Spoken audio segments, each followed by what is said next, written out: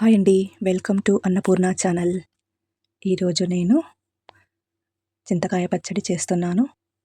అందుకు కావలసిన వస్తువులు: 1 కప్పు వేయించిన వేరుశనగ విత్తనాలు, 3 స్పూన్ల చింతకాయ పచ్చడి, పచ్చిమిరపకాయలు.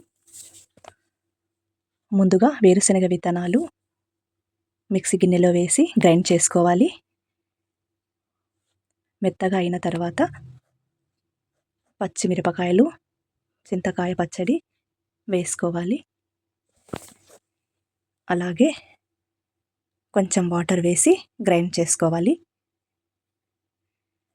గ్రైండ్ చేసుకున్నాక సాల్ట్ టేస్ట్ చేసి చూడాలి.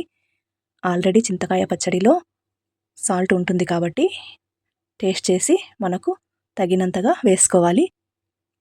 గ్రైండ్ చేసిన చింతకాయ పచ్చడిని ఒక గిన్నెలో తీసుకొని పోపు రెడీ చేసి చింతకాయ పచ్చడిలో పోపు వేసి చిన్నగా తరిగిన ఉల్లిపాయ, చిన్నగా తరిగిన పచ్చిమిర్చి వేసి కలుపుకోవాలి. అంతేనండి, చింతకాయ పచ్చడి రెడీ అయింది. ఇక మనం అన్నంలో పప్పుతో కానీ, పప్పుచారుతో కానీ, ఉట్టి రైస్తో కూడా చాలా బాగుంటుందండి.